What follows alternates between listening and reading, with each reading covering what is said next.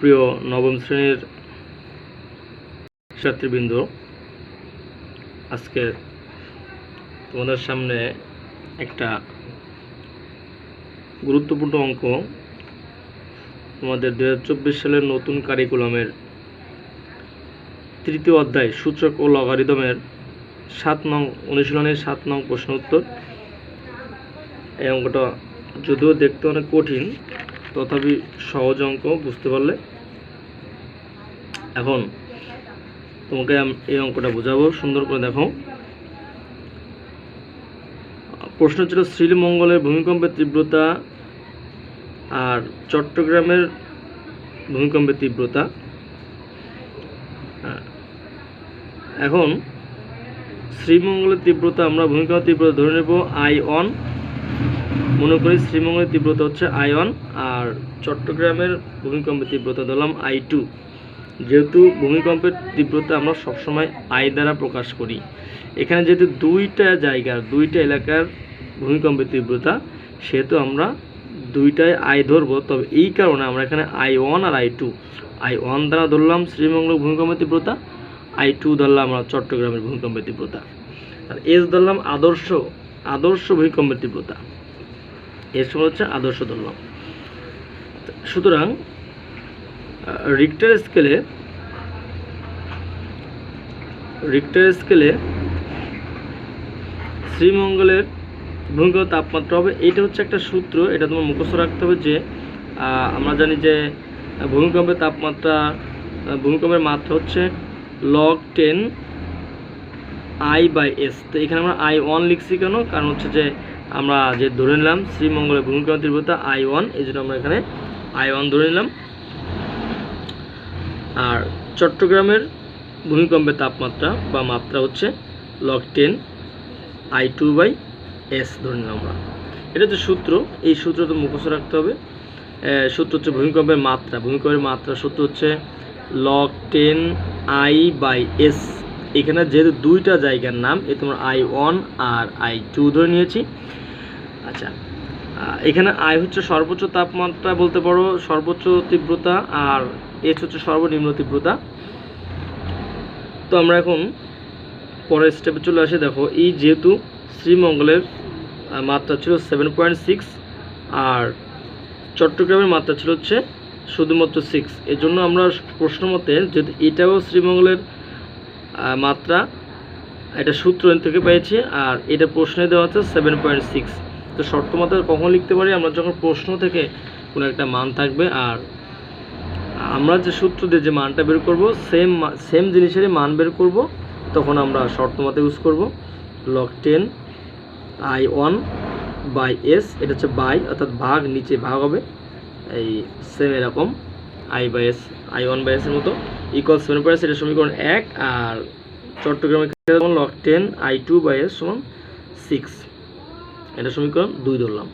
এবার 1 নং সমীকরণ থেকে আমরা 2 নং সমীকরণ বিয়োগ করব। বিয়োগ করে কি পাই দেখো, এখানে হচ্ছে আসলে বিষয় যে log 10 ছিল, এখানে log 10 I2/S, I1/S ছিল প্রথমটা, মাইনাস 2 নং ছিল log 10 I2/S ইকুয়াল, এখানে ছিল 7.6 আর মাইনাস হবে 6, 7.6 মাইনাস 6।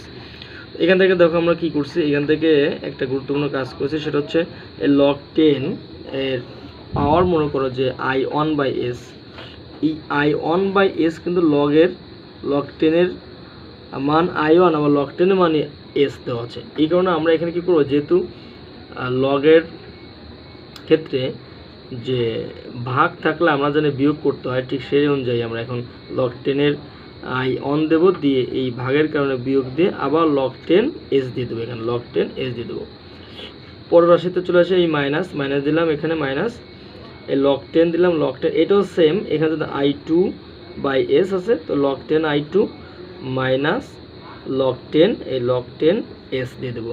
এখানে একটা ব্র্যাকেট দিতে হবে, কারণ আমরা এখানে একটা মাইনাস চিহ্ন আছে, আমাদের এই মাইনাস চিহ্নের পরে যদি কোনো পরবর্তী কোনো যোগ বিয়োগের কোনো কিছু থাকে, সেক্ষেত্রে আমরা একটা মাইনাসের পর একটা ব্র্যাকেট দিয়ে নিতে হবে, তাহলে ওই প্লাস মাইনাস একটা প্যাচ লেগে যাবে। ইকুয়াল এই 7.6 থেকে -6 বিয়োগ করলে এখানে থাকে আমাদের 1.6, এখানে কি থাকে 1.6 থাকে, এই যে 1.6, আমরা এখন 1.6 এটা থেকে এটা বিয়োগ করলাম। এবার আসলে তাহলে এই রাশিতে আমাদের ভালো করে বুঝতে হবে, যেহেতু ভাগ আকার আছে এই জন্যই এইটার ক্ষেত্রে এটা দিয়ে দিলাম, log 10 দুইটার ক্ষেত্রে আসবে, অর্থাৎ বলতে পারো যে একই বাপের দুইটা ছেলে, তাহলে সেই অনুযায়ী আমরা জানি যে দুই ছেলে সমানভাবে সম্পত্তি ভাগ করে পাবে। তো এটাও ঠিক তাই, সেই অনুযায়ী বলতে পারো log 10 হচ্ছে বাবা আর এটা হচ্ছে ছেলে এবং এটাও ছেলে। তো এই বাবাটা এই ছেলের কাছেও থাকবে, আবার এই ছেলের কাছে থাকবে, বাবার সম্পত্তি এখানেও থাকবে এখানেও থাকবে। সুতরাং মাঝখানে একটা মাইনাস চিহ্ন দিলাম কেন? এই ভাগের কারণে। ওকে, পরের লাইনে আমরা দেখো এইখানে প্রথমে যা আছে তাই বসাই দিছি, log 10 i বা in minus log 10 s minus দেখো log 10 i2, এই মাইনাসে এই জায়গাটায় মাইনাসে প্লাস হয়ে যায়, এই যে প্লাস দিছি, এই log 10 s দিলাম। এখন এই প্লাস log 10 s আর এই মাইনাস log 10 s কেটে গেল, আর এখানে থাকলো log 10 i1 minus log 10 i2 equal 1.6।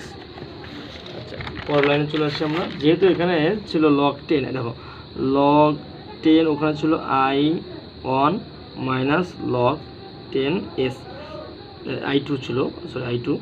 তো যেহেতু এইটা দেখো আবার বিয়োগ আকার আছে, আর ভাগ থাকলে যদি বিয়োগ হয় সেক্ষেত্রে log দুইটাই দিতে হবে, আর যদি বিয়োগ থাকে তখন log মিনিমাইজ করে একটা log দিব, log 10 দিয়ে আমরা এই পাওয়ারটা মনে করো যে প্রথমটা যেটা আছে নিচেই দ্বিতীয়টা দিয়ে দেবো, i1 মাইনাস i2। তো এটা আমরা ঠিক তাই করছি, অর্থাৎ ভাগ থাকলে যেমন আমরা বিয়োগ করতে পারি, কনভার্ট করতে পারি, আবার বিয়োগ থেকে আমরা ভাগে কনভার্ট করে আনতে পারি, এটা সেম নিয়ম অনুযায়ী করতে পারি।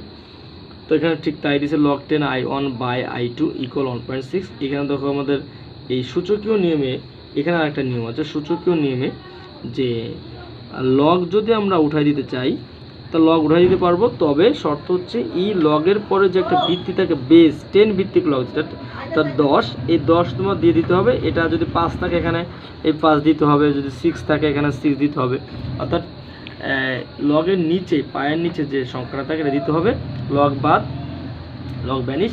কিন্তু শর্ত হচ্ছে এই যে সমানের পরে যে ভিত্তিটা থাকবে, এটাকে ভিত্তি বলে, আমাদের কোনো পাওয়ার নয় বিধায় মনে মনে ধর 1 আছে পর, এই ভিত্তিটা এই 10 পাওয়ার হয়ে যাবে, আর এইখানে যে পাওয়ারটা ছিল এইটা এইখানে ভিত্তি হয়ে যাবে।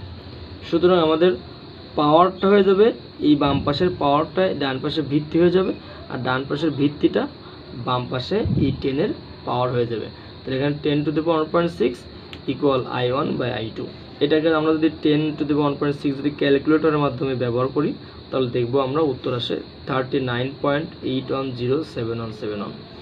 তো এটাকে ক্যালকুলেটরের মাধ্যমে আমরা পেয়েছি এটা, আর এই i1 বা i2 এখানে বসাই দিলাম, অর্থাৎ জায়গা পরিবর্তন করলাম।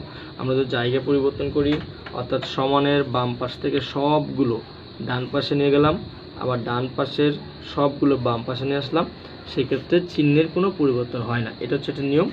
আর যেমন এরকম আমরা x সমান 2 দিলাম, এখানে 2 সমান x আমরা দিতে পারি, কারণ বাম পাশ থেকে ডান পাশে নিলে আবার ডান পাশে সবগুলো বাম পাশে আনলে চিহ্নের কোনো পরিবর্তন হয় না। সুতরাং আমরা এখানে এবার দেখো এর নিচে কিছু নাই, তাই মনে করবো না এখানে 1 আছে, তাহলে এটা একটা আর গুণের নিয়ম পড়ে, এটার সাথে এটা গুণ আর এটার সাথে এটা গুণ করলে i1 এর সাথে 1 গুণ করলে আমরা জানি i1ই হয়, ইকুয়াল এই 39.810717 এর সাথে গুণ হবে i2। তার মানে এটাই আমাদের আনসার। অর্থাৎ আমরা দেখতে পাচ্ছি যে i1 আমরা ধরছিলাম, দেখো i1 ধরেছিলাম আমরা শ্রীমঙ্গলের তাপমান, ভূমিকম্পের তীব্রতা শ্রীমঙ্গল। তো যেহেতু i1 এর মানটা আমরা পেয়ে গেলাম এখানে, সুতরাং শ্রীমঙ্গলের ভূমিকম্পটি চট্টগ্রামের ভূমিকম্পের চেয়ে 39.810717 গুণ শক্তিশালী ছিল, এটা আমাদের আনসার। তাহলে এই উত্তর হবে শ্রীমঙ্গলেরটাই বেশি ছিল। ওকে, আজকে এই পর্যন্ত থাকলো। যদি সমস্যা হয় পরবর্তীতে আমাকে কমেন্ট করে জানিয়ে দিও, আমি আবার বুঝিয়ে দেবো সুন্দর করে। ওকে, আল্লাহ হাফিজ।